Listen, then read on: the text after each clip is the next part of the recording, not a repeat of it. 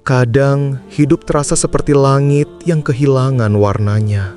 Semua berjalan, tapi tak ada makna yang benar-benar terasa. Kau tersenyum, tapi dada tetap sempit. Kau berdoa, tapi hati tetap gelisah.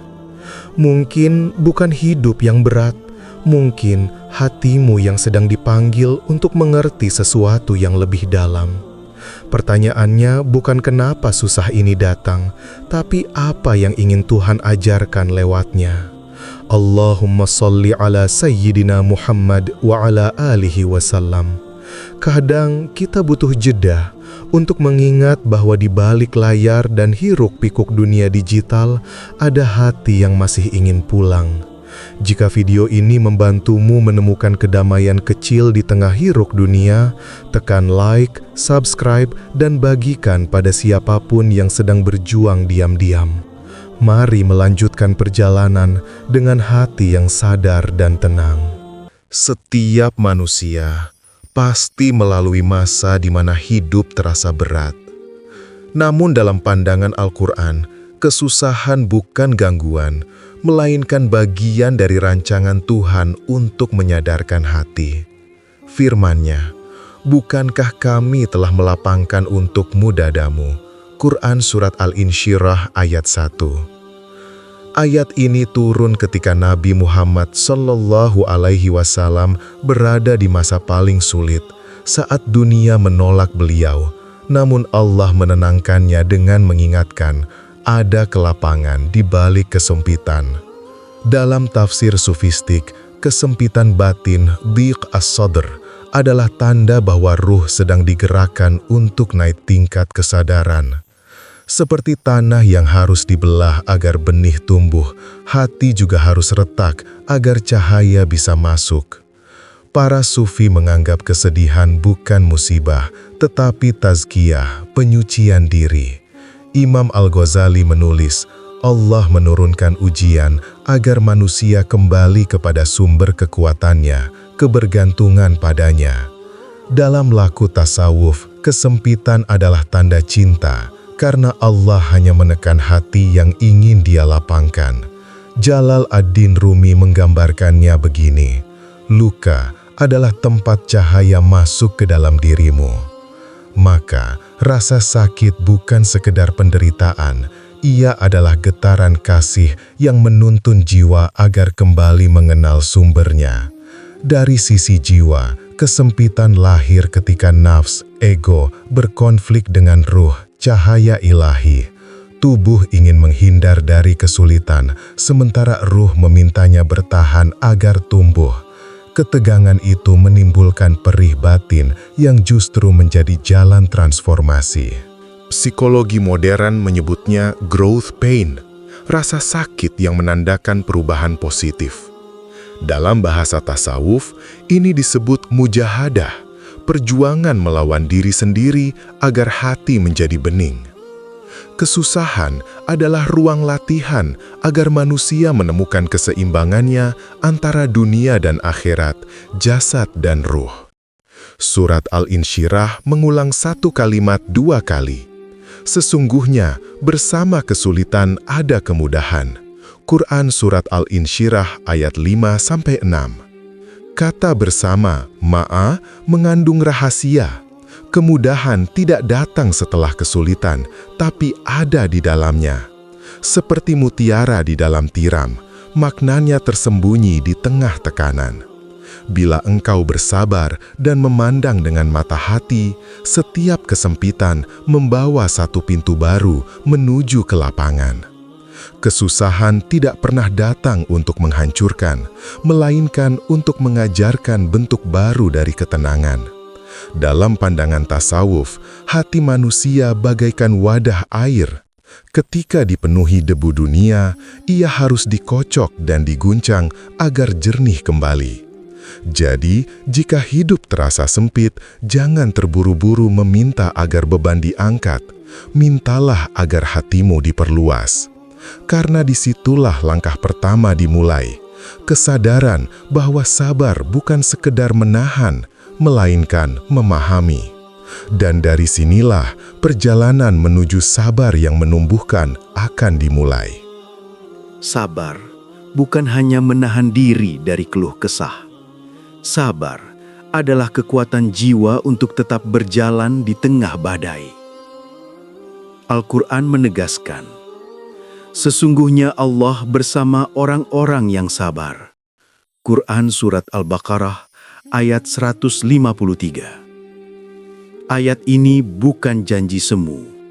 Ia adalah pernyataan kedekatan.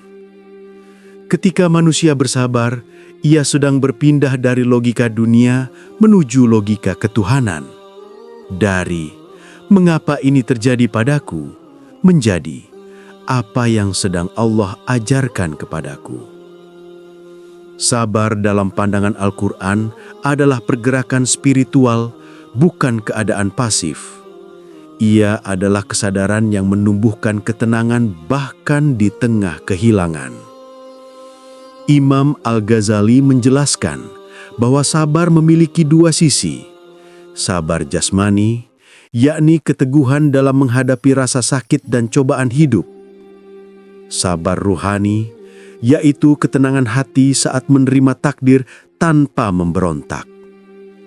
Dalam Ihya Ulum Ad-Din, beliau menulis, sabar adalah menahan diri dari keputusasaan dengan tetap menjaga adab kepada Allah. Artinya, sabar bukan menolak emosi manusiawi, bukan mematikan rasa, tapi menuntun rasa agar tetap dalam kendali kesadaran. Ia adalah harmoni antara rasa sakit dan iman, antara air mata dan pengertian. Dalam tasawuf, sabar dilihat bukan sebagai beban, tapi bukti cinta antara hamba dan Tuhan. Seorang sufi berkata, sabar itu adalah napas panjang cinta, tanpa keluh, tanpa pamrih, hanya karena Dia. Bagi para arif, sabar bukan menunggu akhir penderitaan, melainkan menemukan Tuhan di dalam penderitaan itu sendiri. Karena setiap kesulitan adalah bentuk perhatian ilahi, Allah menulis ujian bukan untuk menjauhkan, tapi untuk mendekatkan. Rumi menulis dengan lembut, jangan katakan Tuhan menjauh darimu, karena mungkin Dia sedang memelukmu dalam bentuk kesabaran. Secara batin, sabar membentuk resiliensi spiritual, daya tahan yang lembut tapi kuat. Orang yang sabar tidak kehilangan arah ketika hidup goyah, karena pusat dirinya bukan lagi pada hasil, tapi pada makna. Dalam psikologi modern, kesabaran sejati setara dengan mindful endurance, kemampuan untuk hadir sepenuhnya di tengah rasa sakit tanpa tenggelam di dalamnya. Dalam Islam, keadaan ini disebut sakinah, ketenangan yang turun dari Allah ke dalam hati yang ikhlas.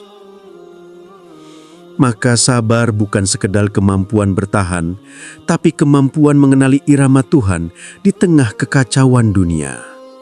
Sabar yang sejati tidak membuat manusia keras, tapi membuatnya lembut.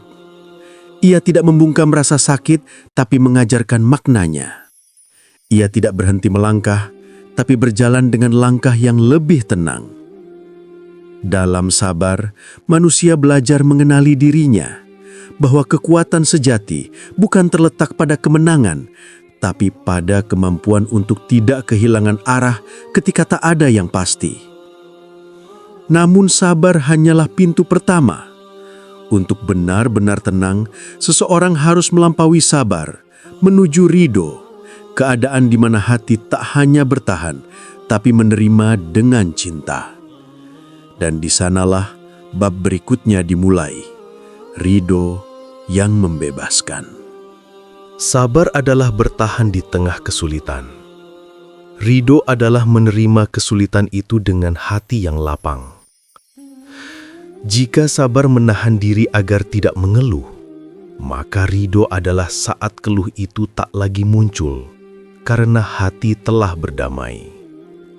Dalam bahasa tasawuf, ridho adalah keadaan ketika seseorang melihat takdir bukan sebagai ujian, tapi sebagai amanat cinta dari Allah. Ia tidak lagi berkata, "Kenapa aku harus melewati ini?" Melainkan, apa yang Allah ingin tunjukkan lewat ini. Ridho bukan pasrah tanpa daya, tetapi bentuk tertinggi dari kesadaran ketika manusia memahami bahwa setiap peristiwa, baik atau buruk, telah diatur oleh tangan yang penuh kasih. Imam Al-Ghazali dalam Ihya'u Ulum Ad-Din menyebut ridho sebagai buah dari sabar. Ia menulis, "Sabar adalah akar, ridho adalah bunga yang mekar darinya." Sementara Ibnu Ata'alah dalam Al-Hikam menegaskan, ridho adalah ketika ketetapan Allah lebih engkau sukai daripada keinginanmu sendiri. Keduanya sepakat, ridho bukan sikap alami, tapi hasil latihan jiwa. Ia tumbuh dari tawakul yang dalam, dari keyakinan bahwa Allah tidak pernah salah menulis jalan hidup seorang hamba. Bila sabar adalah kekuatan yang menahan, maka ridho adalah kelembutan yang melepaskan. Dari sinilah kedamaian sejati mulai terasa, bukan karena beban berkurang, tapi karena hati berhenti melawan. Bahasa Sufi menggambarkan ridho sebagai wujud cinta yang telah matang. Ketika cinta sudah benar-benar mengenal Tuhannya, ia berhenti menuntut. Ia hanya ingin hadir, menikmati kehadiran Allah di setiap hal, bahkan dalam luka. Rumi menulis, "Jangan minta agar hujan berhenti, mintalah agar jiwamu belajar menari di bawahnya." Ridho adalah tarian batin di tengah badai. Hati yang ridho tidak lagi menolak air mata, karena ia tahu, di balik setiap kesedihan, Allah sedang memperlihatkan sisi lain dari kasih-Nya. Dalam makom sufi, ridho menandai peralihan dari abid, penyembah, menjadi muhib, pecinta. Dari takut pada Tuhan, menuju cinta kepadanya. Secara psikologis, ridho adalah pembebasan dari ilusi kontrol. Manusia terbiasa ingin mengatur segalanya, dan dari keinginan itulah lahir kecemasan. Ketika ia belajar ridho, ia berhenti menggenggam hasil, dan disitulah ketenangan muncul. Dalam bahasa modern, ridho adalah bentuk tertinggi dari acceptance. Namun berbeda dengan pasrah fatalistik, ridho menyatukan kesadaran, iman, dan cinta dalam satu sikap, menerima realitas sebagai bagian dari rencana ilahi yang lebih luas. Dalam ridho, seseorang tidak lagi ingin mengubah takdir, tapi mengubah dirinya agar seirama dengan takdir. Ridho mengajarkan kebebasan yang sesungguhnya, bukan bebas dari penderitaan, tapi bebas dari perlawanan batin terhadapnya. Ketika seseorang ridho, ia menemukan makna baru dalam setiap hal, bahkan dalam kehilangan. Di titik inilah, perjalanan batin mencapai keseimbangan. Kesabaran telah menumbuhkan akar, ridho membuat bunga itu mekar. Namun bunga ini belum sempurna tanpa kepercayaan penuh pada Sang Penulis Takdir. Untuk itu, langkah berikutnya adalah belajar berserah tanpa takut. Itulah hakikat dari tawakul yang menenangkan. Hakikat tawakal, menyerah bukan berhenti. Tawakal sering disalahpahami sebagai berhenti berusaha, padahal hakikatnya adalah melanjutkan ikhtiar dengan hati yang telah tenang. Al-Quran berfirman, "Dan barang siapa bertawakal kepada Allah, niscaya Allah akan mencukupkannya." Quran Surat At-Talaq ayat 3. Ayat ini bukan ajakan untuk pasif, melainkan panggilan agar manusia bekerja tanpa ketakutan terhadap hasil. Dalam tawakal, usaha dan keikhlasan berjalan beriringan. Manusia tetap menanam, tapi tahu bahwa yang menumbuhkan hanyalah Allah. Tawakal berarti melepaskan kendali tanpa melepaskan tanggung jawab. Ia adalah seni bergerak di dunia dengan hati yang sudah pulang ke langit. Imam Ibnu Qayyim menjelaskan bahwa tawakal terdiri dari dua unsur. Ikhtiar, yaitu usaha nyata dengan segala kemampuan yang dimiliki. Tafwid, yaitu menyerahkan hasil kepada Allah sepenuhnya. Sedangkan Al-Ghazali menggambarkan tawakal sebagai buah dari ma'rifah, pengenalan kepada Allah. Semakin seseorang mengenal Tuhan, semakin ia tenang dalam ketidakpastian. Beliau menulis, tawakal adalah kepercayaan mendalam bahwa apapun yang Allah pilihkan, itulah yang terbaik bagimu, meski hatimu belum memahaminya. Dalam kerangka ini, tawakal bukan jalan orang lemah, melainkan kekuatan orang yang telah mengenal sumber kekuatan sejatinya.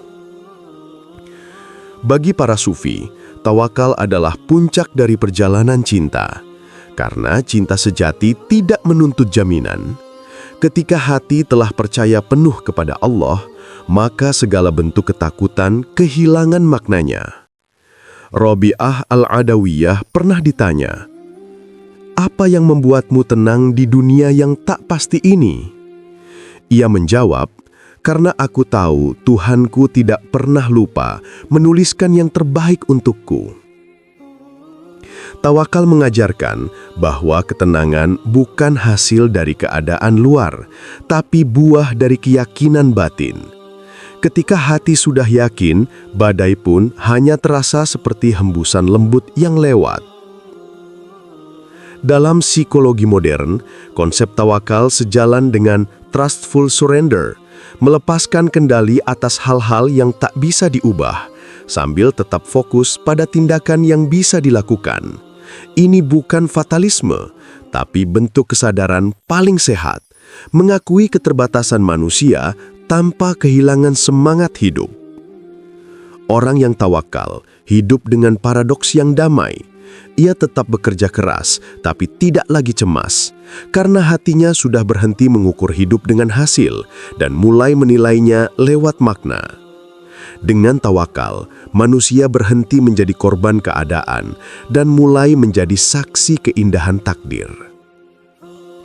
Tawakal adalah titik di mana perjalanan batin mencapai puncaknya. Di sini kesabaran telah menguatkan akar, ridha telah memekarkan bunga, dan tawakal menjadikan seluruh taman hati beraroma tenang. Inilah rahasia ketenangan yang dijanjikan Allah. Ketika hamba menyerahkan segalanya, justru disitulah ia mendapatkan segalanya. Tawakal bukan akhir dari perjuangan, tapi awal dari kedamaian sejati. Karena hati yang bertawakal tidak lagi berlabuh pada dunia, melainkan berlayar menuju Allah dengan layar keyakinan yang penuh. Dan ketika seseorang telah sampai di titik ini, ia akan menyadari sesuatu yang lebih dalam lagi, bahwa dari semua kesusahan yang pernah ia jalani, selalu ada cahaya yang menuntunnya pulang. Itulah yang akan kita renungi di bab terakhir. Cahaya dari dalam kesusahan. Kesulitan sebagai cermin cahaya. Setelah semua perjalanan, dari kesempitan, kesabaran, hingga penyerahan, kita mulai memahami bahwa kesusahan bukan musuh, tapi guru yang menyamar. Allah berfirman, "Sesungguhnya bersama kesulitan ada kemudahan." Quran Surat Al-Insyirah ayat 6. Perhatikan, bukan setelah, tetapi bersama. Artinya, kemudahan tidak menunggu badai berlalu. Ia hadir bersamaan dengan badai, hanya saja tak selalu terlihat. Cahaya itu sudah ada, tapi tertutup oleh awan kesedihan yang belum kita pahami. Setiap air mata membawa makna, setiap kehilangan mengandung arah. Dan setiap kali hati terluka, sesungguhnya Allah sedang membuka jalan baru bagi cahaya untuk masuk.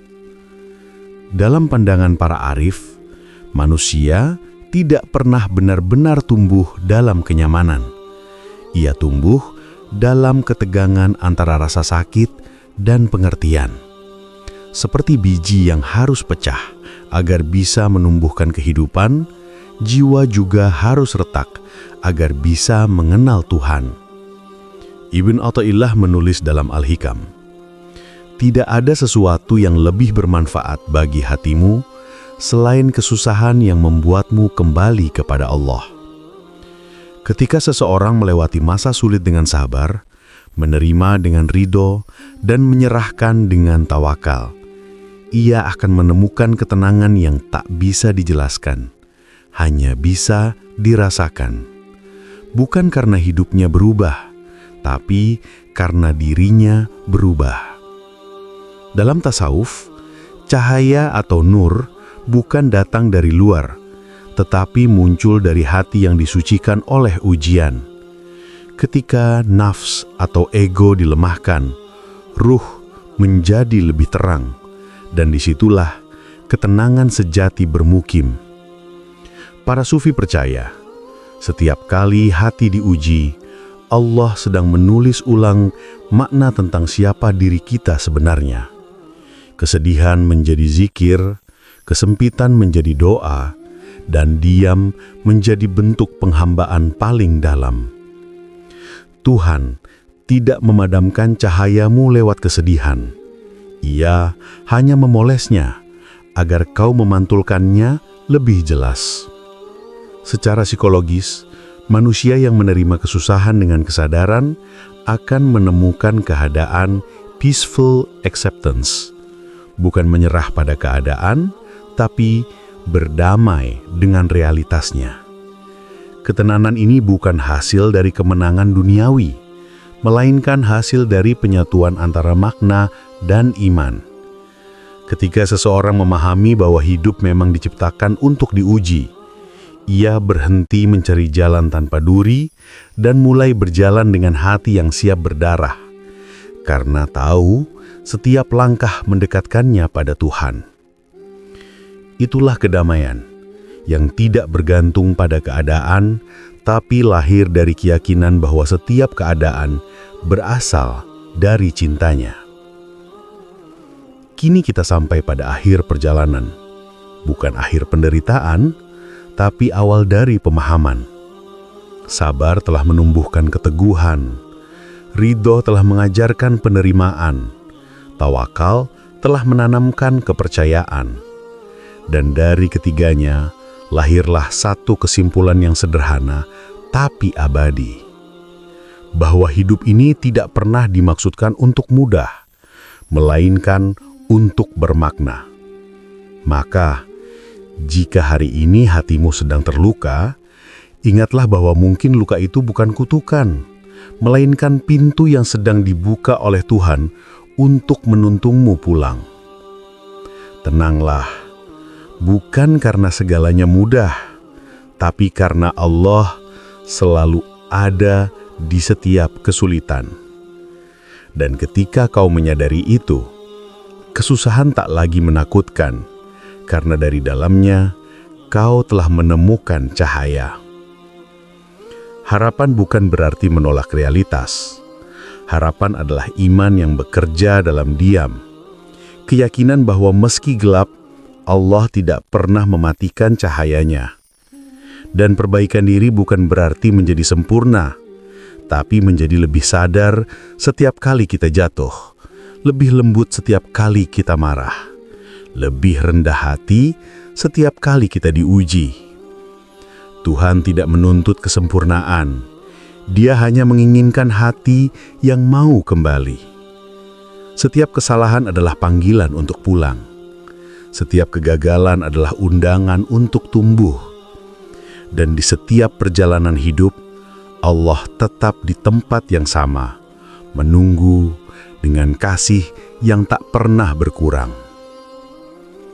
Ya Allah, untuk setiap hati yang mendengar ini, untuk setiap jiwa yang sedang belajar menerima takdir-Mu, lembutkanlah jalannya, kuatkanlah langkahnya, dan lapangkanlah dadanya, sebagaimana Engkau telah melapangkan dada kekasih-Mu.